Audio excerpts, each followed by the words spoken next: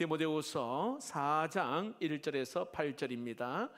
신약성경 346면이 되겠습니다. 하나님 앞과 살아있는 자와 죽은 자를 심판하실 그리스도 예수 앞에서 그가 나타나실 것과 그의 나라를 두고 엄히 명하노니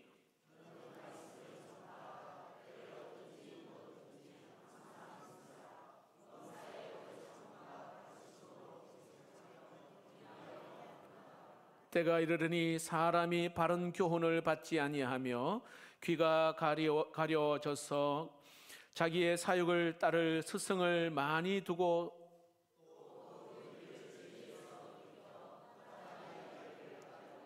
그러나 너는 모든 일에 신중하여 고난을 받으며 전도자의 일을 하며 내 직무를 다하라.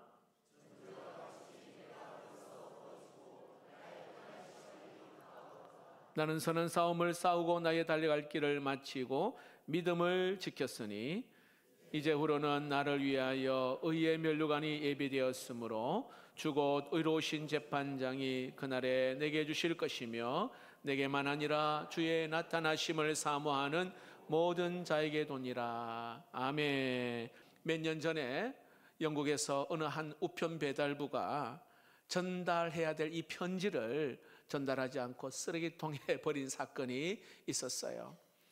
영국 공무원으로서 이 우체부 배달부가 아침에 가서 우체국에서 이제 편지를 수령합니다.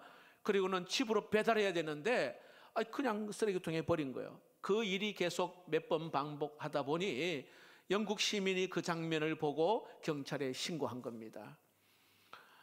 죄명이 뭐냐? 영국 여왕의 직무를 방해한 죄예요.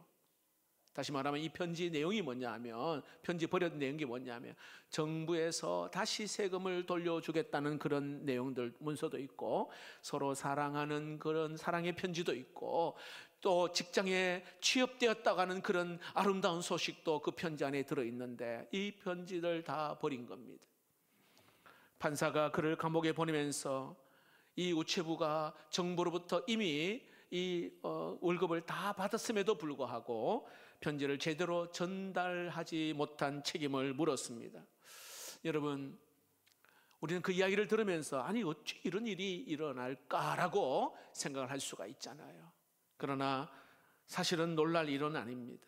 우리 그리스도인들도 아름다운 소식을 간직한 채 전혀 전달하지 않고 살고 있는 사람일 수도 있다는 거예요.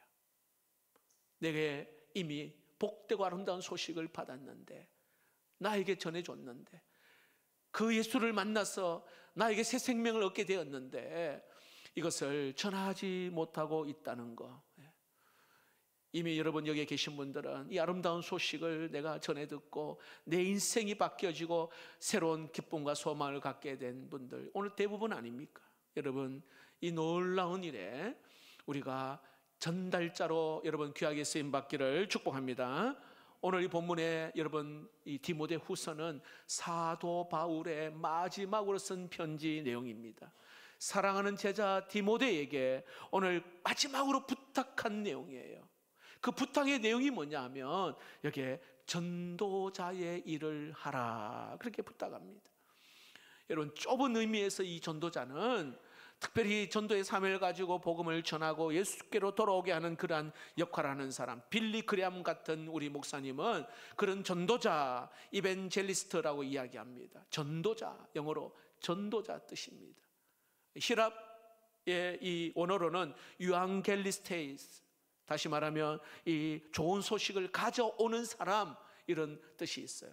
이 좁은 의미에서는 그런 의미인데 좀 더 넓은 의미에서 이 전도자는 바로 은사를 받은 사람만 아니라 우리 모든 예수를 만나 복음을 가지고 있는 우리 모두가 다 전도자인 줄로 믿으시기를 바랍니다. 그래서 이 전도자는 다른 말로 말하면 따라해 봅시다. 그리스도의 증인, 그리스도의 증인입니다. 사도행전 1장 8절 말씀에 예수님께서 성천하시면서 제자들에게 하신 말씀이잖아요. 한번 우리 같이 한번 읽어봅시다. 오직 성령이 너희에게 임하시면 너희가 권능을 받고 예루살렘과 온 유대와 사마리아와 땅끝까지 이르러 내 증인이 되리라 하시니라 말합니다. 내 증인, 그리스도의 이 증인, 이게 바로 전도자예라는 것입니다. 마태복음에도 우리 예수님께서는 갈릴리에서 제자들에게 마지막 부탁한 말씀, 마태복음 28장 18절에서 19절, 예수께서 나와 말씀하여 이르시되 하늘과 땅의 모든 권세를 내게 주셨으니 그러므로 따라해 보시죠. 너희는 가서 모든 민족을 제자로 삼아 아버지, 아들과 성령의 이름으로 세례를 베풀고라고 말합니다. 그러니까 모든 그리스도인들이 다 전도자의 삶을 살아야 한다는 것을 말씀하고 있습니다. 그래서 여러분, 오늘 이 사도 바울은 그 제자 디모데에게 오늘 다시 한번 5절 말씀을 봅시다. 그러나 너는 모든 일에 신중하여 이 말은요, 정신을 차리고 고난을 받으며 전도자의 일을 하며 내 직무를 다하라. 어떤 직무? 전도자의 일을 하라. 오늘 본문에서 그러면 전도자 일을 하는 게 뭘까요? 우리 세 가지로 함께 나누기를 원합니다. 먼저는요, 말씀 전파의 사명을 다하는 것입니다. 자, 이거 모르는 사람 없잖아요. 말씀 전파의 사명을 다하는 것.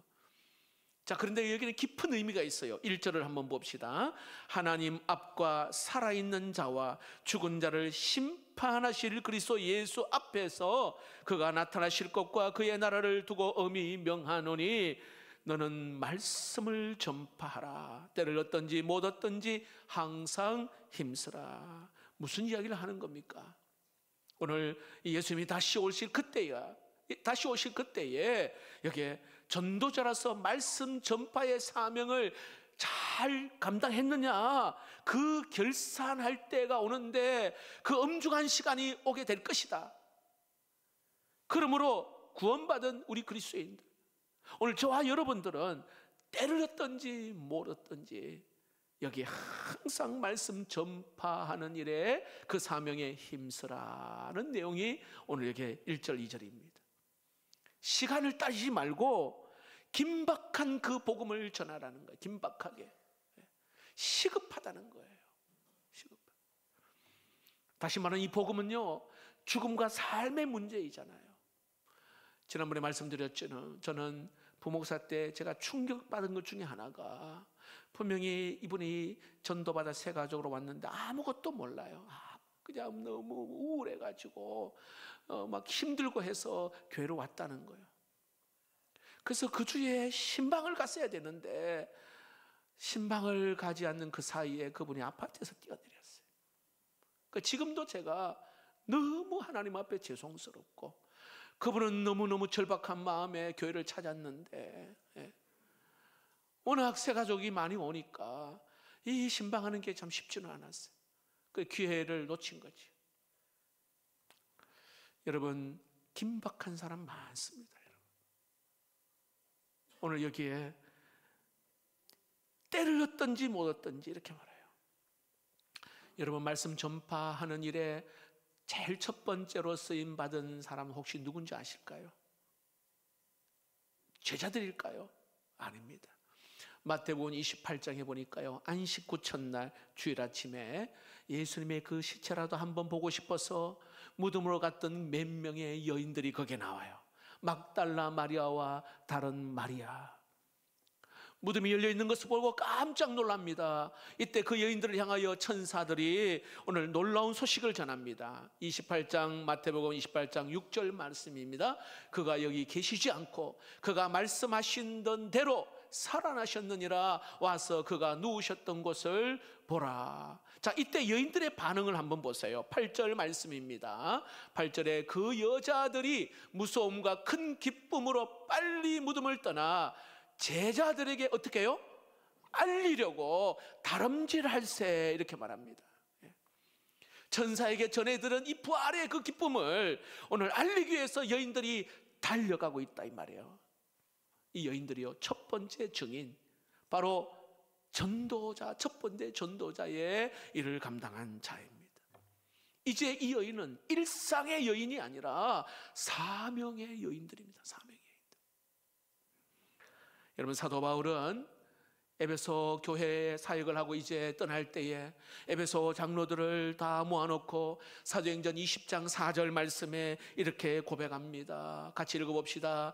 내가 달려갈 길과 주 예수께 받은 사명 곧 하나님의 은혜의 복음을 증언하는 일을 마치려 하면은 나의 생명조차 조금도 귀한 것으로 여기지 아니하노라. 자, 이게 왜 사도 바울이요 두 단어를 이야기해요. 사명, 생명, 이걸 사용합니다.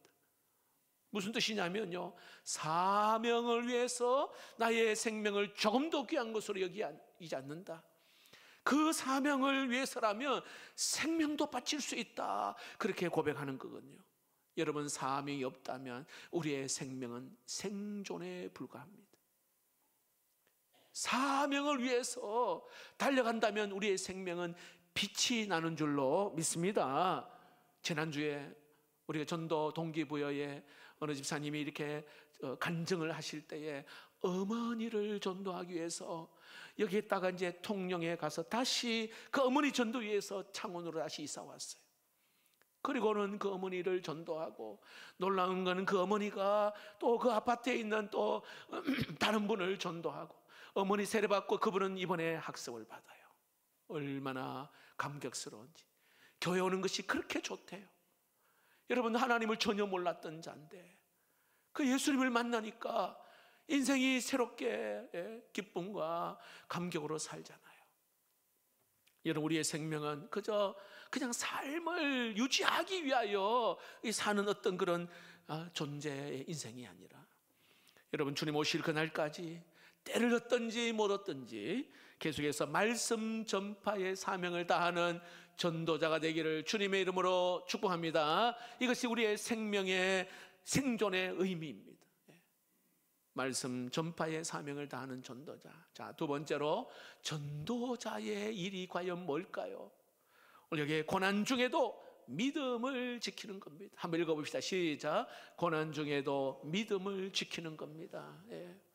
여러분, 우리가 사명을 감당하기 위해서는요, 무엇을 각오해야 하느냐 하면 우리에게 닥쳐올 그러한 고난, 환난이 있단 말이에요.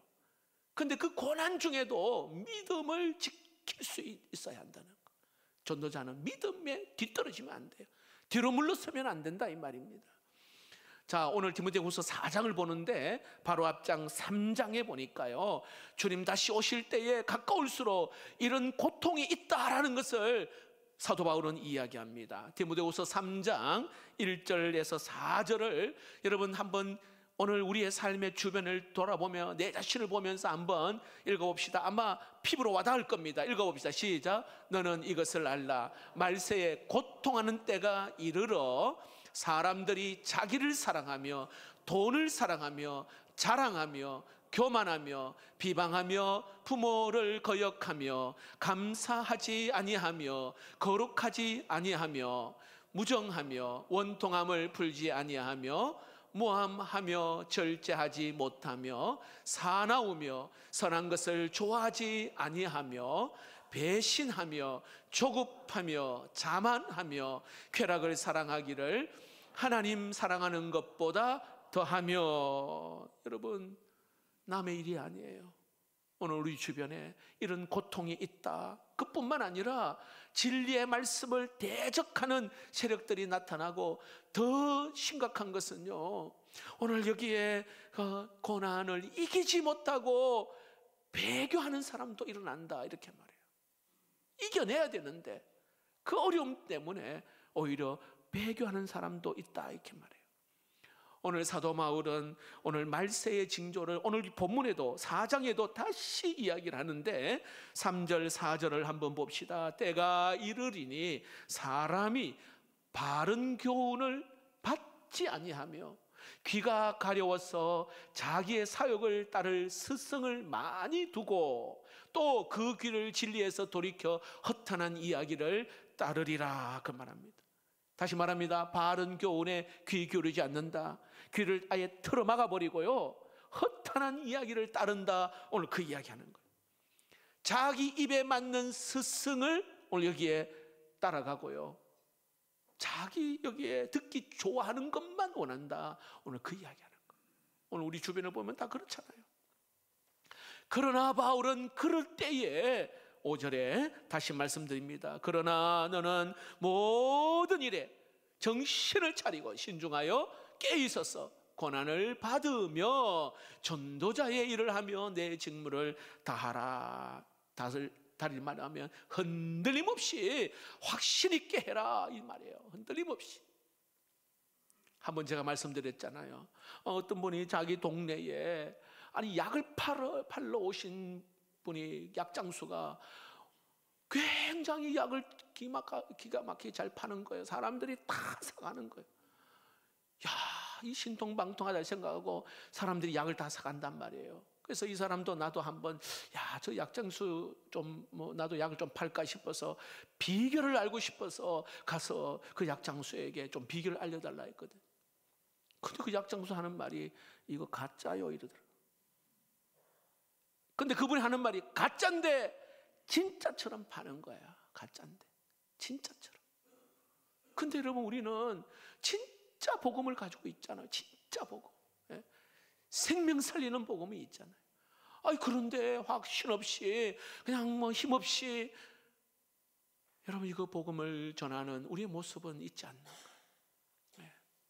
예수 믿으면 살아나고, 예수 믿으면 인생이 바뀌어지고 가정에 평탄이 있고 그렇잖아. 예수 믿으면 새로워지는 거. 제가 과거에 처음 부임할 때 대신방 하면서 제가 들은 것 중에 하나가, 목사님, 저희들 예수 안 믿으면 이미 헤어졌습니다. 그 이야기 굉장히 많이 들었어요. 예수 안 믿으면, 그러니까 예수 그리스도가 화목케 하는 그 놀라운 은혜. 오늘 이 자리에 그 예수로 말미암아 내 인생이 새롭게 변화되어 그 감격과 은혜 안에 있는 분 대부분이잖아요. 여러분, 확신 있게 흔들림 없이 오늘 그렇게 전하라. 직무를 감당하라. 그렇게 말합니다. 지금은 복음의 길을 막아버리는 어두운 시대에 있습니다. 사명을 포기하고 싶은 그러한 일들도 굉장히 많습니다. 여러분, 어려울수록 더 박차를 가해서 여러분 복음 진리를 여러분 전파하는, 특별히 고난 중에도 여러분 믿음을 잃지 않는 자가 되기를 주의 이름으로 축복합니다. 바울은 오늘 여기에 자신의 사명을 이렇게 잘 감당하고 마칠 그때가 가까워오고 있다는 것을 사도 바울은 예감을 합니다. 그리고는 유언과 같은 아주 비장한 고백을 합니다. 이것이 6절입니다. 6절 같이 한번 읽어봅시다. 시작. 전제와 같이 내가 벌써 부어지고 나의 떠날 시각이 가까웠도다. 이게 전제라는 것은 포도주를 의미하는데요, 여러분, 제사를 드릴 때 포도주를 붓듯이 오늘 나의 인생이 오늘 전제처럼 다 부어지고 이렇게 나의 떠날 시각이 가까우고 있다. 그렇게 말합니다. 그리고는 내 인생의 마침표를 찍을 그때에, 그 순간에 내 인생의 결선전에서 바울은 이렇게 고백하기를 간절히 소망합니다. 어떤 고백을 소망합니까? 7절입니다. 읽어봅시다. 시작. 나는 선한 싸움을 싸우고 나의 달려갈 길을 마치고 믿음을 지켰으니. 마지막 순간 내가 이렇게 고백하고 싶다는 것. 오늘 저와 여러분 정말 마지막 순간에 하나님, 내가 선한 싸움을 잘 싸웠어, 믿음을 지켰습니다, 이런 고백이 있기를 축복합니다.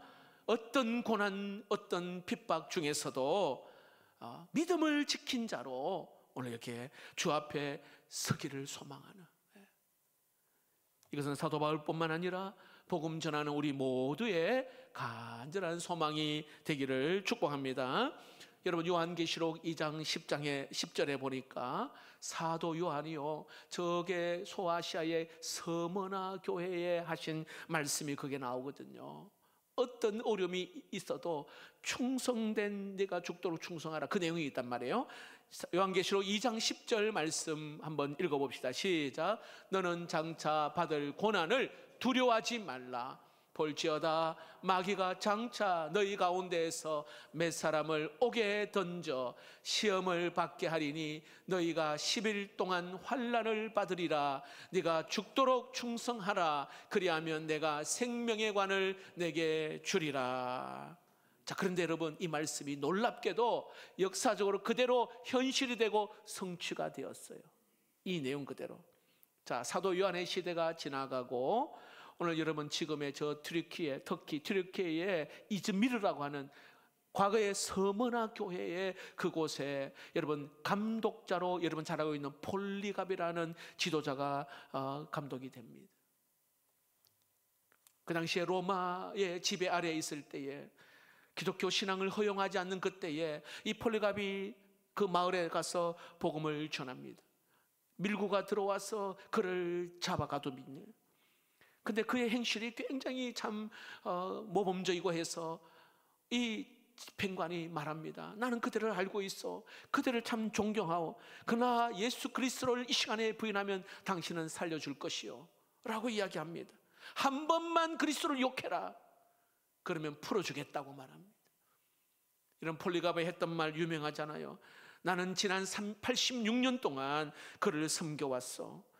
그는 내게 그러나 한 번도 나에게 해를 입힌 일이 없어. 그는 나의 왕이시고 나의 구세주이신데 내가 어떻게 그분을 욕할 수가 있겠어? 라고 말합니다. 그러자 이 집행관이요, 맹수의 밥이 되게 하겠다고 위협을 합니다. 이때 이 폴리갑이 말합니다. 그렇다면 그것은 내가 이 악한 세상을 떠나 저 의로운 세상으로 가는 통로가 될 것이요 라고 말합니다. 그래서 이번에는 너를 저 화형에 불에 태워 주겠다고 말합니다. 이때에 폴리갑이 하는 말, 저 불은 잠시 동안 타다가 꺼지겠지만 그리스도를 부인하는 자들을 위해서 예비된 영원한 멸망의 불을 더 두려워하시기를 바라오 라고 말합니다. 이 집행관은 폴리갑을 장자더미에 올려놓고 불을 붙입니다. 근데 놀랍게도요, 이 폴리갑을 둘러싼 이 불이요 아치형을 그립니다. 잘 타지 않았다는 거죠. 이때에 로마 군인이 옆구리에 창을 찔러서 최후를 맞이합니다. 근데 그 화염 속에서도 그는 칼에 찔려서 죽어가면서도 그는 하나님을 찬양했어요. 끝까지 복음을 전했어요. 고난 중이라도 이 믿음을 지킨 이 믿음의 선배의 충성스러운 그 모습. 그래서 이 말씀이 그대로 지금도 여러분 튀르키예 이즈미르에 가면은 그 폴리갑의 그 순교 기념 교회가 있어요. 이슬람 국가인데 오늘 여기에 교회를 허용하지 않으면서 이 교회만큼은 허용을 합니다. 이 안에 들어가면 순교의 그 기념하는 성화들이 그대로 남겨져 있습니다.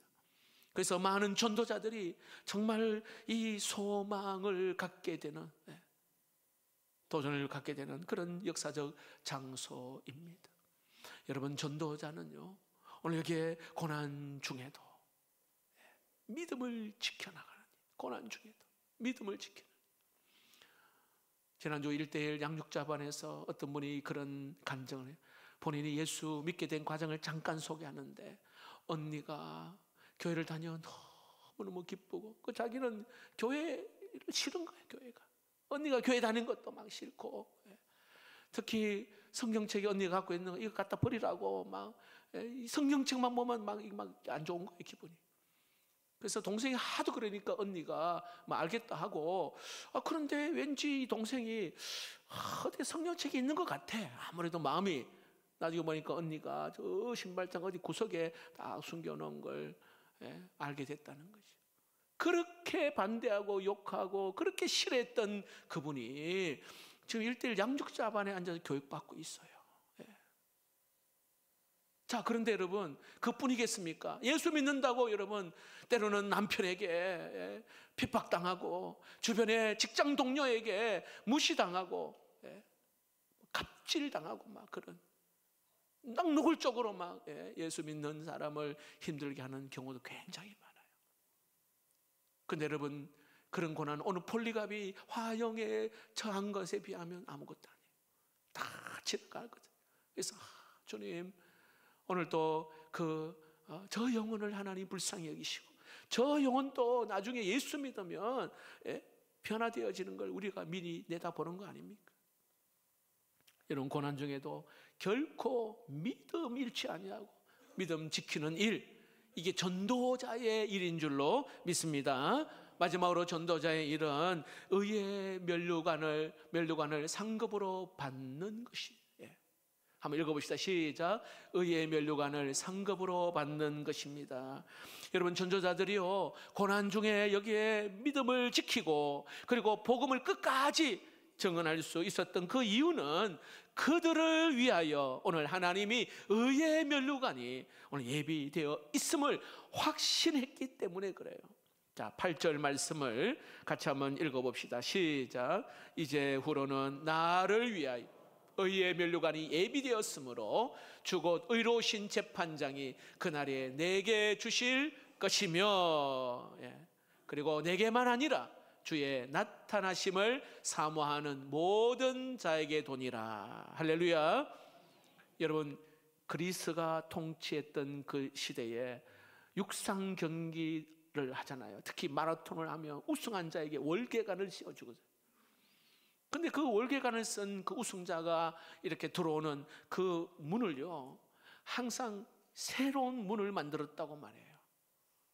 과거에 썼던 그 문이 아니라, 그래서 월계관을 쓴 자가 바로 그 문을 딱 통과하잖아요. 최고의 영예이고 최고의 자랑이라 말을 합니다.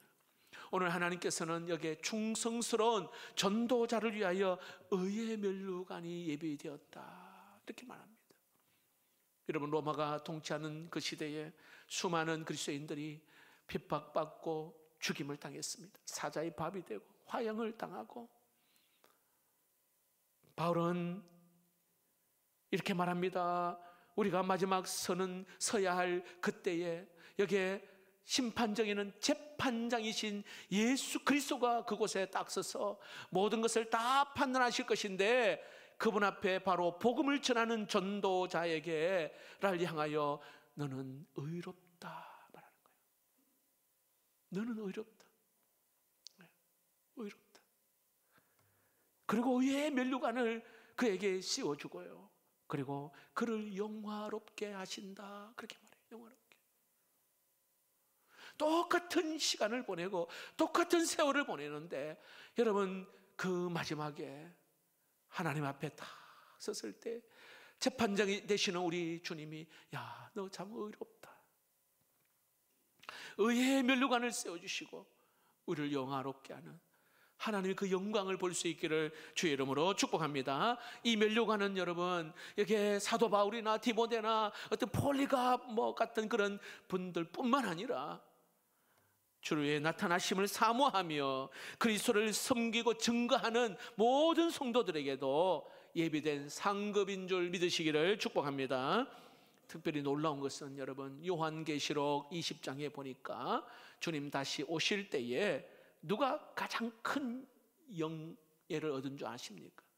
성경의 요한계시록 20장 4절에 내가 또 보니 예수를 증언함과 하나님의 말씀 때문에 목배임을 당한 자들의 영혼들과, 그리고 6절에 보니까요, 그 이 첫째 부활에 참여하는 자들은 복이 있고, 이렇게 말합니다. 자, 복음 전하다가 고난받고 목배임 당하고 순교하신 분들이 있잖아요. 주님 다시 오실 때 여기에 제일 먼저 첫째 부활에 여기에 참여한다, 그리스도와 함께 왕노릇한다, 그렇게 말해요. 여러분, 순교자의 피가 흐른 그 땅, 그 도시, 그곳에는요 반드시 복음의 열매가 맺혀지는데, 여러분, 오늘 또 그 순교의 피, 그런데 저는 그 생각이 들어요. 야, 우리는 그 과거의 순교처럼 그렇게 어려움은 없는데, 근데 같은 동족이지만 저 북한에는요 지금도 복음 때문에 순교하는 사람이 있는 거 아시죠?